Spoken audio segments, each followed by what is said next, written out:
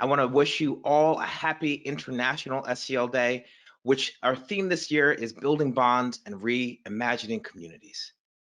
The purpose of SEL Day is to celebrate SEL work around the world and emphasize the ideas of community and how that connects back to social and emotional learning and education. Well, we're here today to talk about a graduate profile, imaginative possibilities.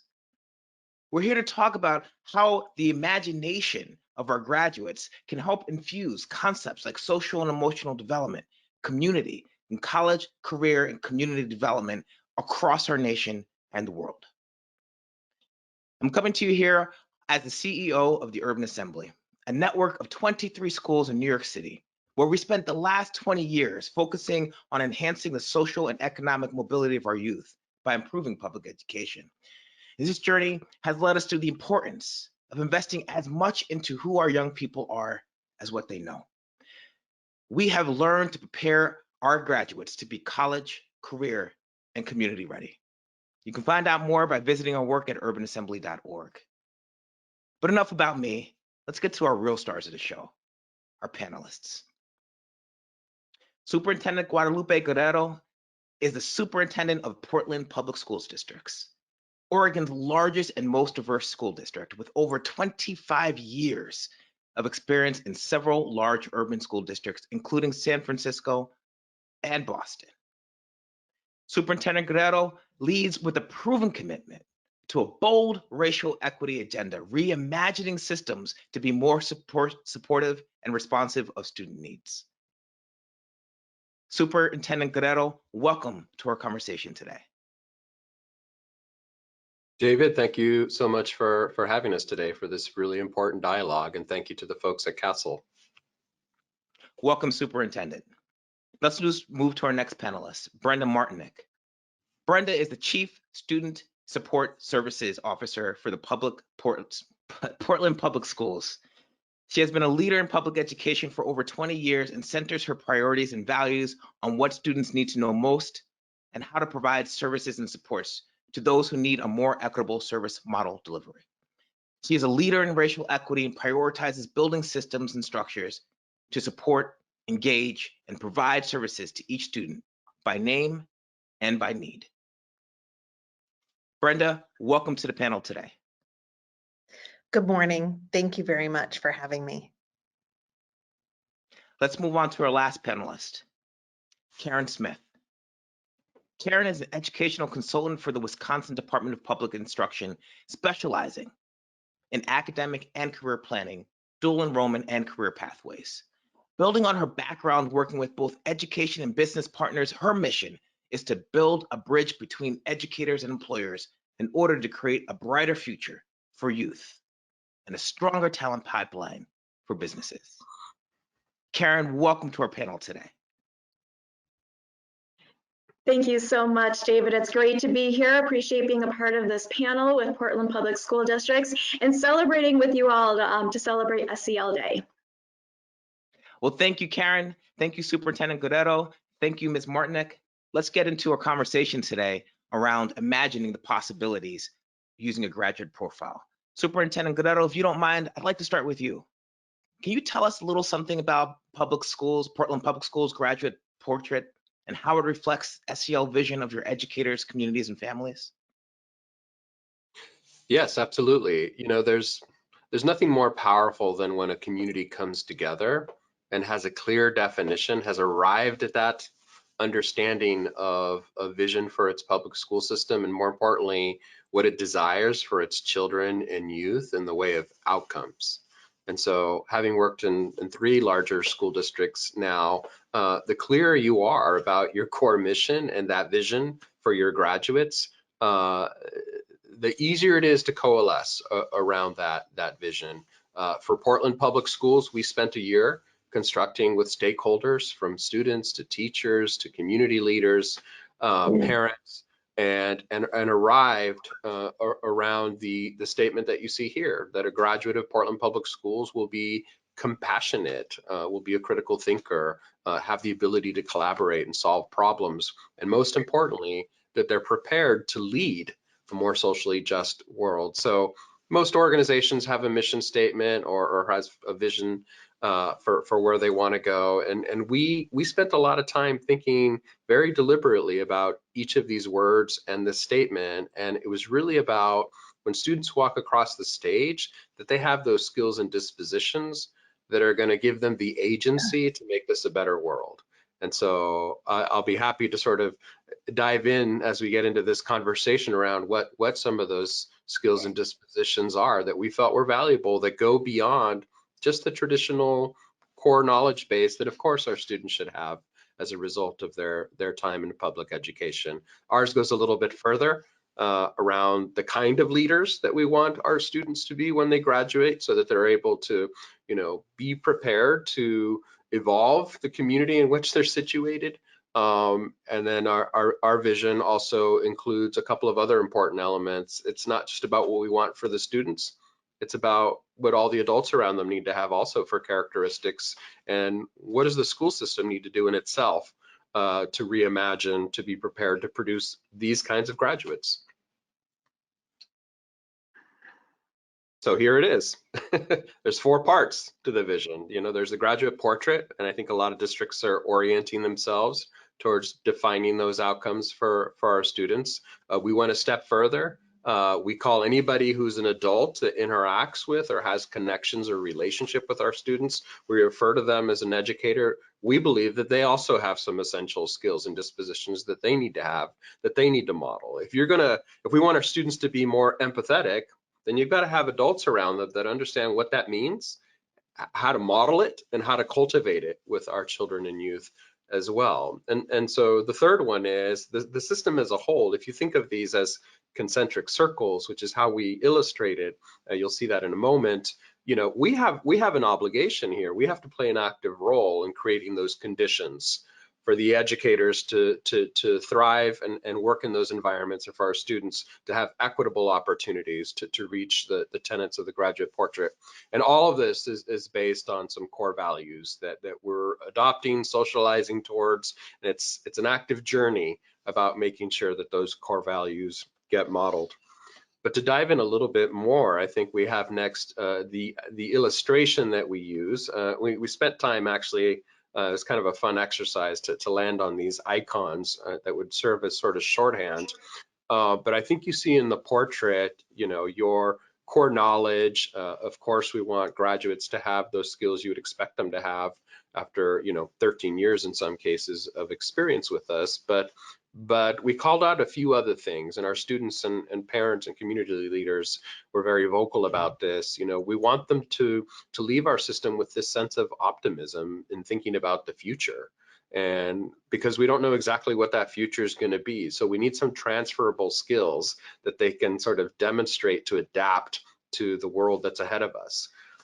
It was very important in all of our conversations that we think of our students as, we're talking about humans here, and what are the qualities that we want them to have to be the best human they can be. And it included things like being able to self-reflect on your own journey along a number of sort of characteristics, empathy. We can't have enough of that in this world. So wouldn't it be nice if we graduated students who had that ability to think of not just self, but others?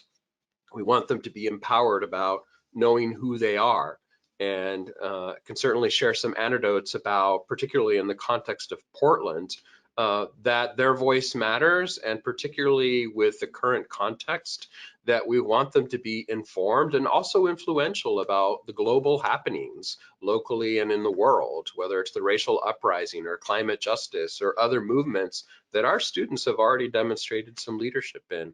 So, and it's important that our students have a grounding in who they are, this sense of self. So, of course, communication, being lifelong learners, we want them to have this key strain of being racial equity leaders. We believe that's important in our world. So those are some key characteristics of our graduate portrait. And then on the next slide, you'll find that, as I mentioned, the adults have to have similar characteristics themselves. So when you look at the next concentric circle here around what's essential that you have as an educator in order to develop, grow, cultivate, encourage those skills in our graduates, they're somewhat similar. You see how they kind of line up with the icons that appear in the inner circle here, student at the center, of course. They've got to have some of these same skills. So I don't know about you, but as an adult, I'm still working on many of these characteristics, and it won't surprise you that whether you're a principal or a teacher, you have to have a sense of self-awareness and reflection about where on the continuum you're also in sort of your learning and your understanding of some of these areas as well. And that includes things like being community minded. I think we're very good about, parking and going into the school building and teaching our subject, but do we really have an understanding, and are we operating in relationship with the community in which our students, experience and live in as part of their lives? And so are we aware of that context?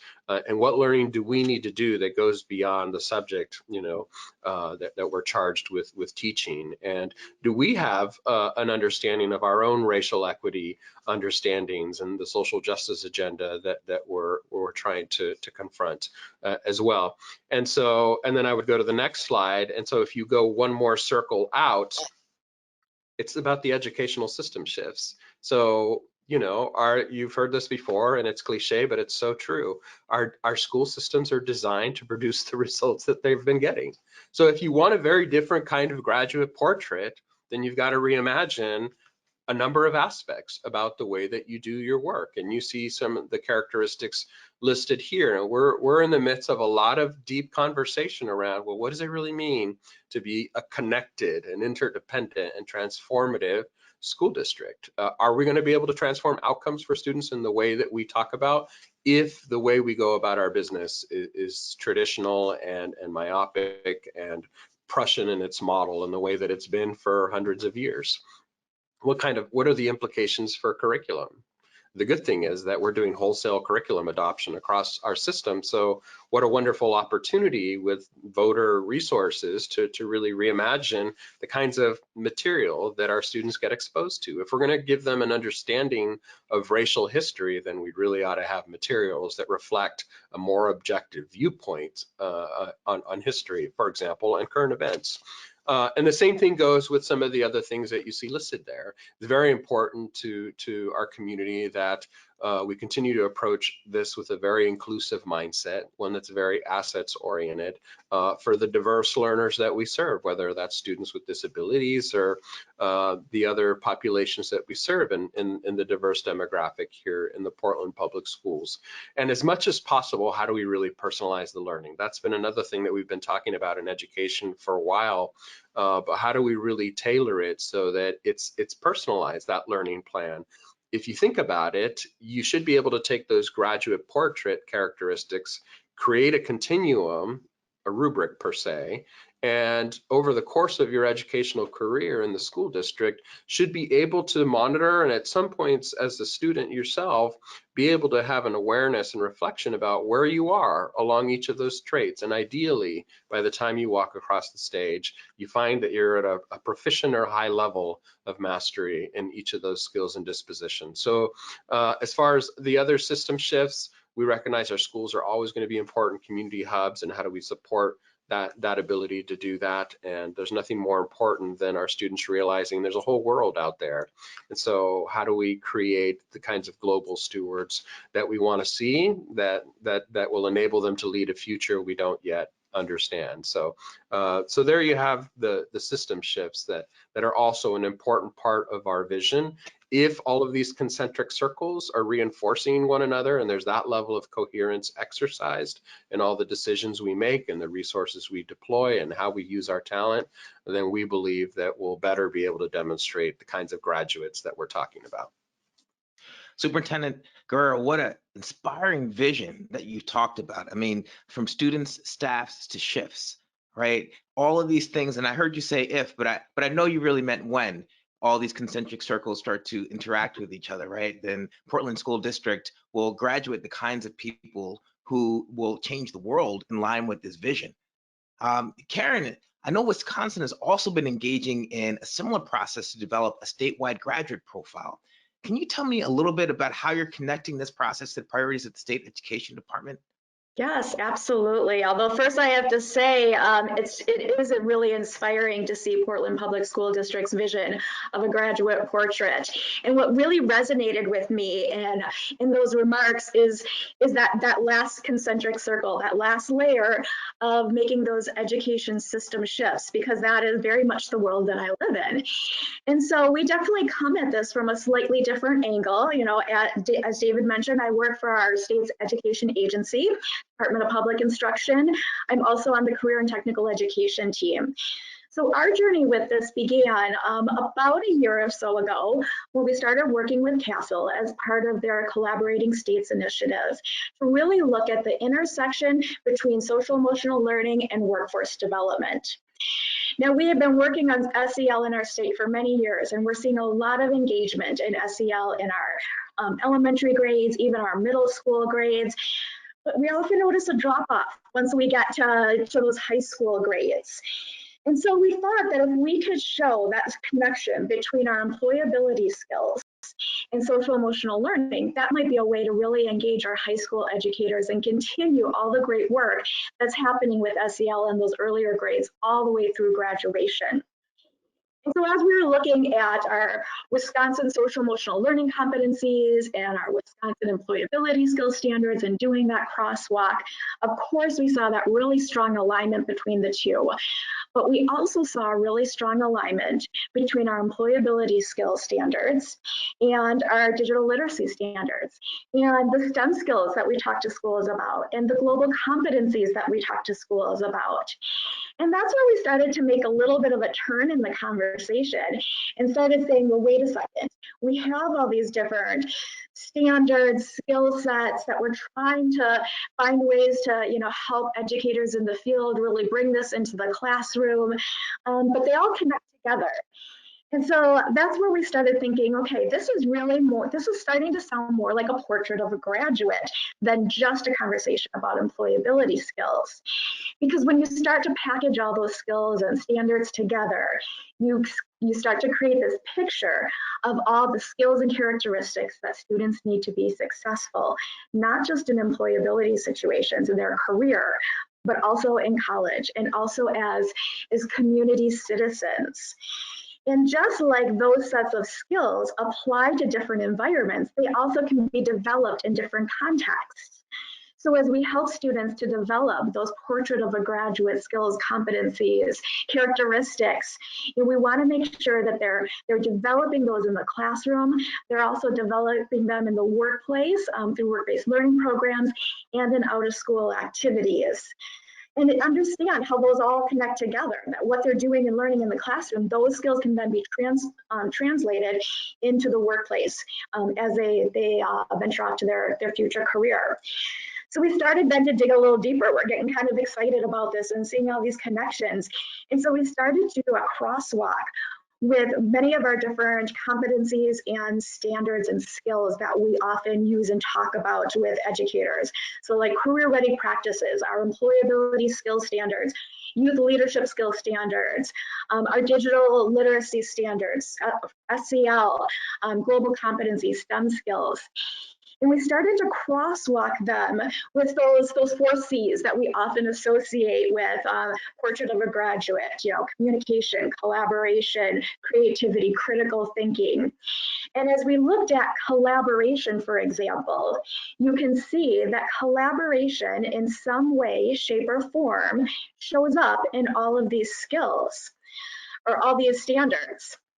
So it shows up in those career ready skills. It shows up in our employability skills standards, our youth leadership skills standards, digital literacy, SEL in different ways. But we're also often talking to educators about these things in different silos. So we're never connecting the dots, even internally as we talk to educators.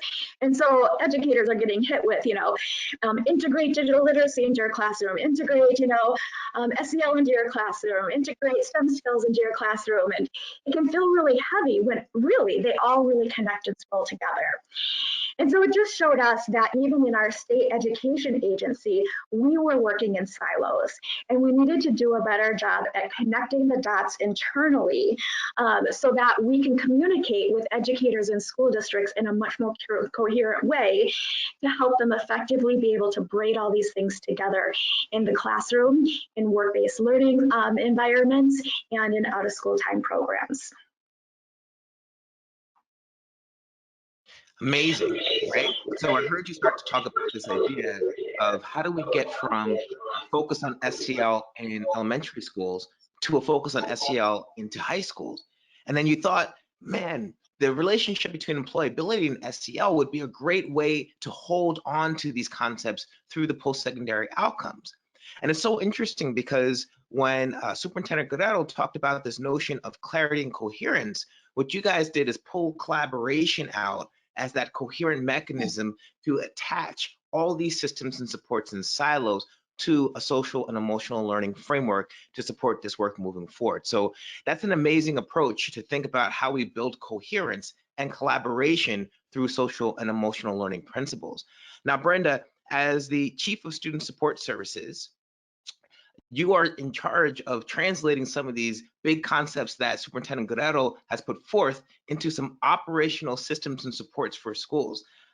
Can you tell me a little bit more about the work that you have done in the context of Portland's public schools? Yes, thank you. First, I want to thank Karen for highlighting the collaboration piece, because that's truly how we're going to make our systems and structures work, is breaking down those silos and working together as a team. And as the superintendent has outlined our vision and our graduate portrait, what I wanted to talk a little bit about is our racial equity and social justice lens, and our policy, our values, because that's really at the core of every decision that we're making. It's braided into every department, every professional development. It's braided into our core curriculum, and even our social emotional learning in partnership with Casel. It really includes our core values and how we are going to work within our systems with our educators, with our students, with our families, and with our community partners too. So I just wanted to share that this is really at the core, along with our student who is our graduate, but everything that we do really falls within our racial equity and social justice lens. So this work is also part of our transformative SEL, our social emotional learning. It shows in our SEL and our trauma-informed practices, and really how we're supporting all of our students, especially our Black and our Native students. The other thing I wanted to talk about was during the pandemic, it has been extremely difficult for all of our students and all of our families. And so really aligning that, breaking down our silos, being collaborative, and really offering that help and support in a variety of different ways has been huge for us. So PPS is committed to a district-wide social emotional learning, prioritizing our health and wellness for all of our PPS students. And as you can see, what we developed was our core values. This advances the graduate portrait. It serves as a lever for racial equity and social justice, and fosters identity, belonging, and agency for students and for our school communities. So as we look at this, if we really focus on students at being the center of all of our decisions, we braid that racial equity and social justice into our core values. And then we show integrity. It's easy to say all of these things, but it's really in how we're acting them out every day. It's how we're embodying all of these core values, and then how we're working as adults in the system to help ensure that our students walk across that stage. So as we look at our core values, we really want to see how we're using our core values into the daily structure. And so the next slide really shows how we've developed a cross-departmental social emotional learning theme lessons for our teachers to use with their students. This is called an SEL, a month at a glance. And so we use all 3 of the signature practices. We recommend a book to use, and then we provide the writing prompts. This is just one example. This is just 1 week of how we are embedding those SEL lessons into the fabric of student learning.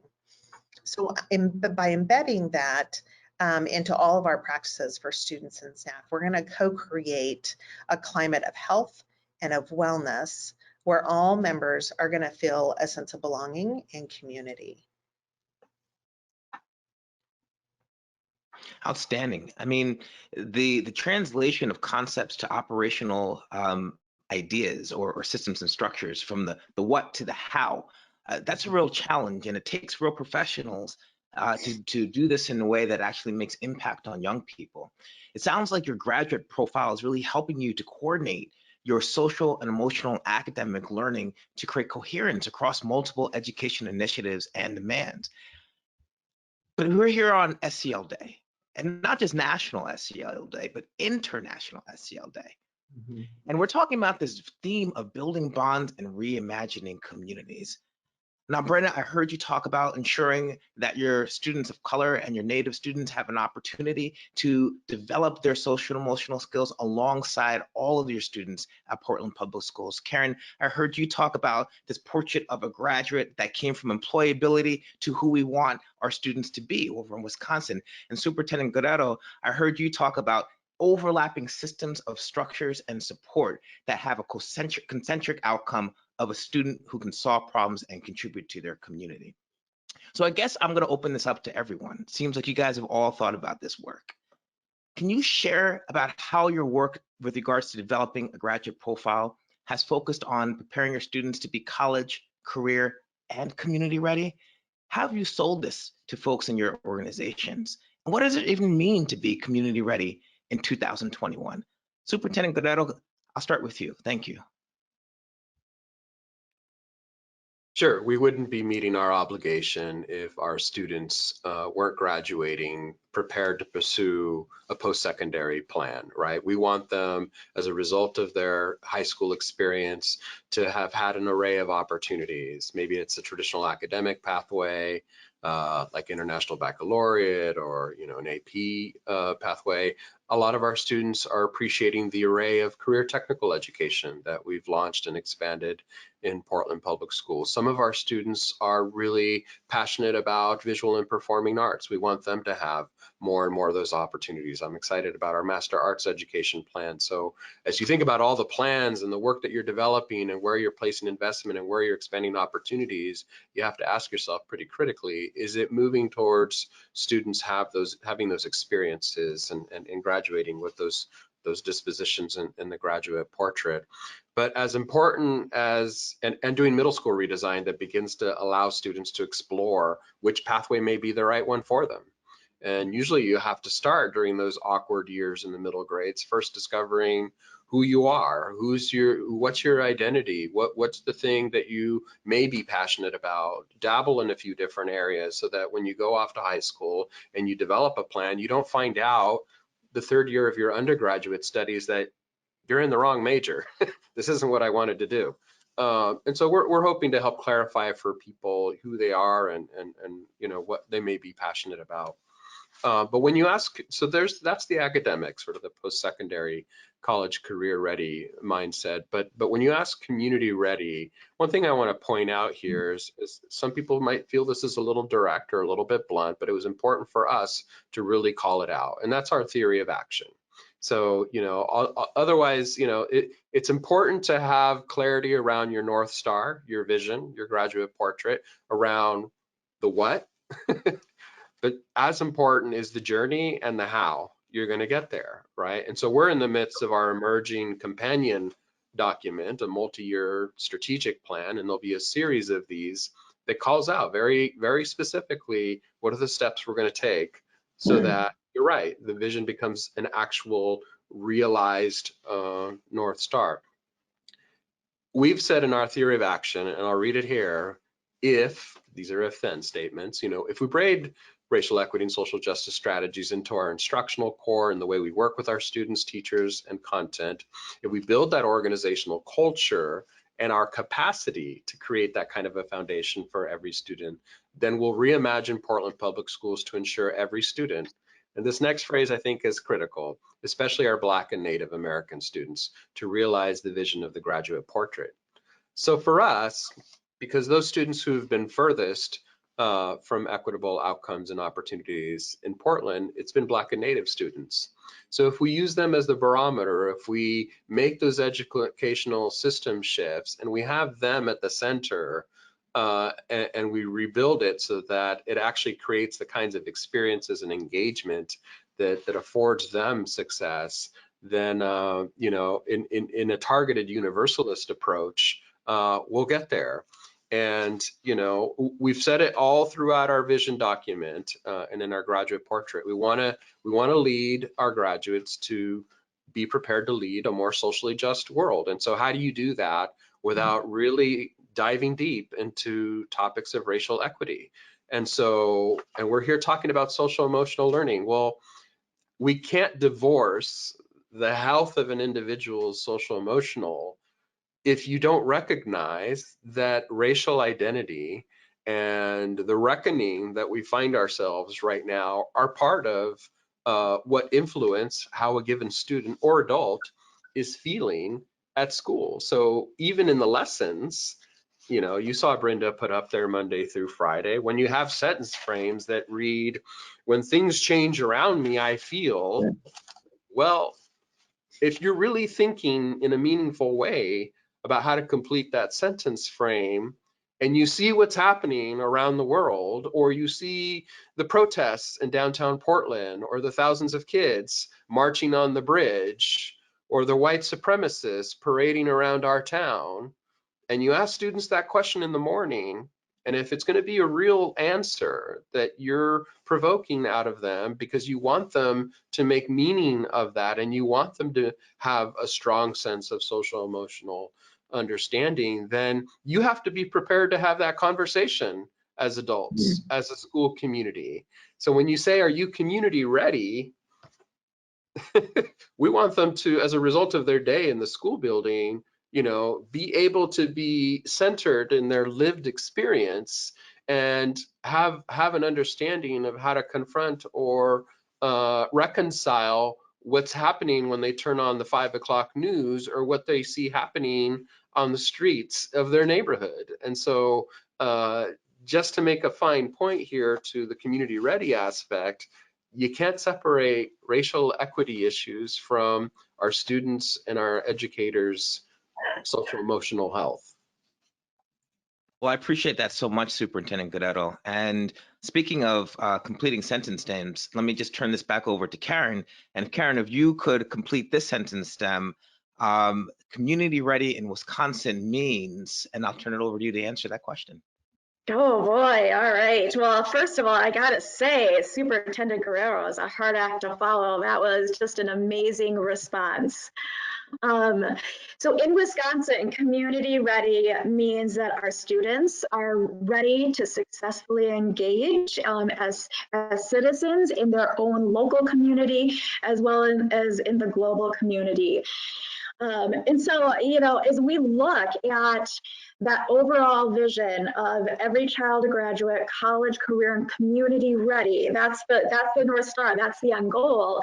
In Wisconsin, the process to get there is what we call academic and career planning. Very much the same thing that Superintendent Guerrero was talking about, as we help our young people really explore different career areas, develop their pathway, think about their post-secondary option. In Wisconsin, we call it ACP, Academic and Career Planning. Many states refer to it as an ILP or Individualized Learning Plan. But what really struck me as we have just started this journey to look at a portrait of a graduate for the state level, I started looking around at our district's portrait of a graduate around the state. And what I didn't necessarily see in those portraits of a graduate was ACP. So this is something that every public school district in Wisconsin is required to have. And we've done so much great work over the past couple of years in Wisconsin in ACP, but it wasn't showing up in those graduate profiles or portrait of a graduate. So we developed a tool that we are now using with our school districts that help them really take a look every year at their academic and career planning process, decide where their strengths are, identify where their strengths are, where their weaknesses are, set goals to what they want to do to improve that process to make it more likely that all students are graduating college, career, and community ready. And we often refer to that process as know, explore, plan, go. And so this is just a part of that tool that we've developed on the screen here. And it takes them through an activity where they look at an ACP graduate profile and really have some good conversations at the school and district level about what they want their graduates to be able to know, understand, be able to do by the time that they graduate in the context of that academic and career planning process. What do we want them to know about themselves, about the world of careers, about all their understand all the different post-secondary options? What do we want them to, have included in their plan for what they're going to do after high school? And then you get to the go part. And I think a lot of times we kind of forget about the go part. It's all about the plan, and then the go is almost an afterthought. But that go, that's where SEL is really showing up. That's where Portrait of a Graduate is really showing up. It's developing all those skills that are actually going to help you go in your career. You need to be able to communicate. You need to be able to collaborate. You need to be a critical thinker. You need to be creative. All those things come together and really help someone be successful in their career, in their post-secondary education, and in their community. Imagine if we graduate students with all those skills. Imagine what that would do to social media and some of the dialogues that we're seeing on social media. How we can change that if we help students create more social awareness, self-awareness, ability to dialogue and communicate in a more effective way. So we're really excited about where we're going with all of this, but we're still really early in the process. So that I am learning today so much from Portland Public Schools, and I'll probably be giving you a call in the near future. Would love to share all this information with our Wisconsin school districts. Thank you so much, Karen. I mean, I learned so much about this notion of academic and career planning. And I want to go back to this notion of what it means to be an adult, right? Superintendent Guerrero talked about this notion that we're all on our pathways to establishing and refining our social and emotional competencies. So, Brenda, how can adults support learning opportunities that support students to work towards these graduate profiles and portraits if we ourselves, as Karen just talked about, are also developing our own social emotional skills? If I just call back to Karen's point, the dialogue in our country is not where we would expect it to be if we want our young people to be able to model those and emulate that if they're looking around in our country right now. So how can our adults support our young people if we're not there yet? Thank you. Excuse me. So what we're trying to do is not just provide services for students, but we're really looking at how we're creating those supports and systems for the adults, the caring adults in our students' lives, our families. A trusting adult is so important in the life of a student. And so we are partnering with our culturally specific partners. We're providing ongoing professional development and offering supports for our adults and, excuse me, and then also for our families.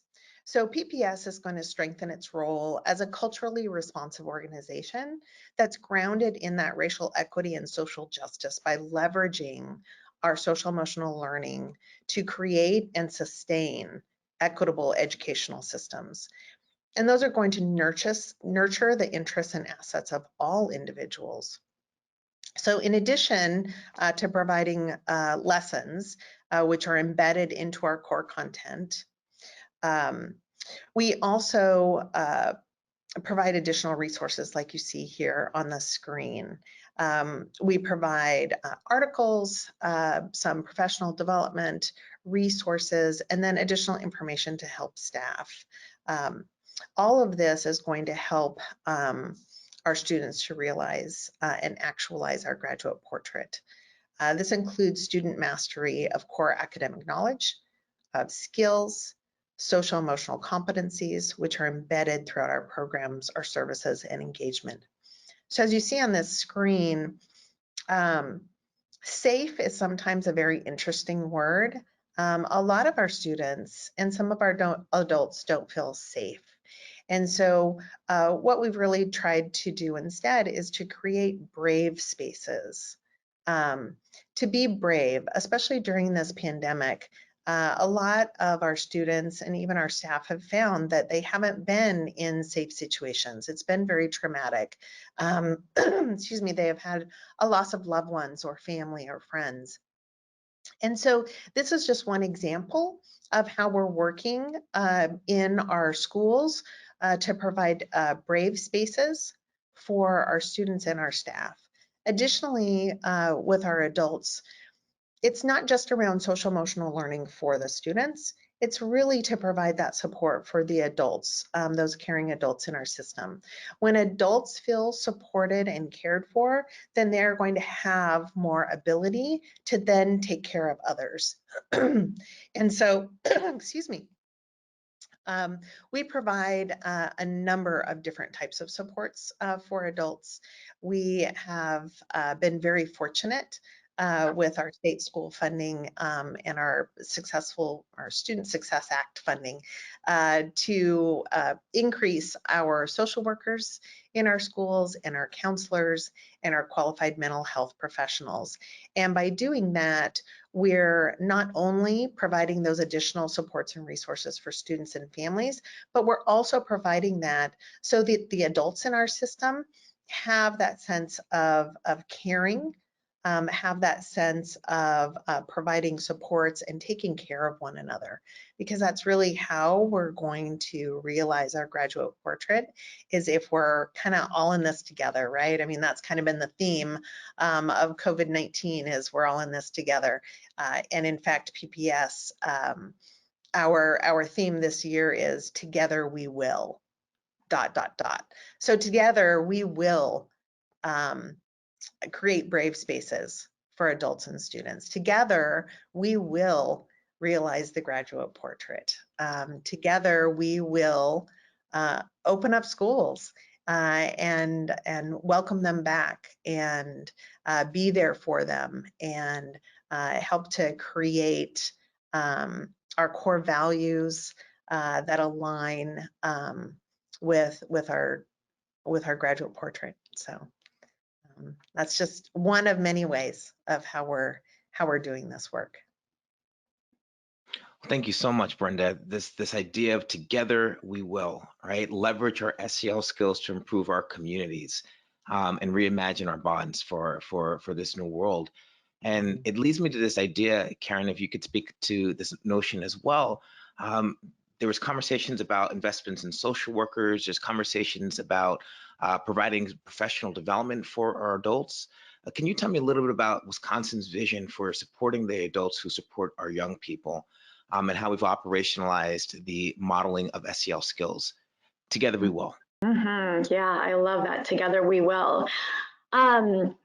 So we were just having some focus groups this week, actually, with classroom teachers, with work-based learning coordinators, employers, out-of-school youth leaders, to talk about that crosswalk between our social emotional competencies and employability skills. And just, talking more about how do we make this work? How do we actualize this? How do we bring this to life? It's great to, publish the crosswalk and share that and get people to understand the connection. But then what's next? What do I do? And so they really came up with some great insights and some connections. And one of the things that really resonated with me is the need to have mentors, especially as we look at students in work-based learning experiences. That was my particular focus group. And again, looking through the lens of CTE, the importance of having a mentor outside of the student's supervisor who could really help that student understand those social emotional learning skills that they are using or not using, or to be that coach and help them understand what's going on and reflect back on situations and play out the scenarios. Next time, how might you do this differently? Start to coach them even going in, before they go into a work-based learning experience. And I was really then excited to see Advanced CTE's new vision, CTE Without Limits, where they really talk about the importance of having navigators. So mentoring is coming up as a really strong theme in how we operationalize this. And so I'm excited for our future in Wisconsin because we've been spending the past couple of years developing regional career pathways for our students to take the lift off of our school districts and really engage employers and educators and economic development and workforce development partners all around the state in regions to bring them together to create career pathways that then school districts can then adopt and share with students and families. And so it gives us this opportunity to leverage the infrastructure of that framework and develop some strategies, some training for those mentors that we can then roll out through the regions, and really help. We've got those boots on the ground regional partners, especially through our regional economic development organizations that can do that training, that can be that support. So we are teed up for a train-the-trainer model where I think we can get going on this really quickly and start to make sure that students are not only exposed to those really great, wonderful learning opportunities, but we're setting them up for success by setting up the adults that are working with them for success. That's amazing. Thank you so much, Karen. And I heard you talking about leveraging infrastructure. And Brenda, you talked about leveraging SEL skills. So Superintendent Guerrero, how do we leverage the learnings of this pandemic so that we can take the lessons of this unprecedented past year and think about how we can use these things to define or support your graduate profiles as we move into a reopening phase? Well, let me make an attempt at trying to tie what Karen and Brenda just described. So if we're going to realize this collective vision of a graduate portrait, and it's about making a better world, it's a collective impact we're trying to make. And public ed is one slice of the universe. It's really going to take a community-oriented set of solutions. And so you heard about the importance of curating resources, guidance. We want our educators to have a full toolkit that they can pull from. And so there's a lot of professional learning and capacity. There's professional learning that has to take place. And I would posit to say probably a lot of adult development, probably a lot of human capacity building that needs to happen. And so this notion of if part of social emotional health and safety for our young adults, as an example, is going to be there, and we know that they benefit from mentorship, maybe it's just our school district, but when you look at the realities of who's working with our students, as much as it's a priority for us to keep building our workforce diversity, for the most part, our educators are white females. But if we're going to reinforce social emotional health and sense of self, we want our students to have access to mentors who look like them. And that's why it's so important for us to be partnering right now with our culturally specific partners who are providing some of this mentorship and affirmation. And we all have to keep growing our understandings, but who's talking with the Asian student right now, given what's happening in current events, Asian and Pacific Islander students, whether it's the violence their community is experiencing across the country and locally, whether it's some of the vitriol that we've heard, who's talking to the Black youth who are having particular experiences with law enforcement or have seen what's happened in recent years, and frankly all the time.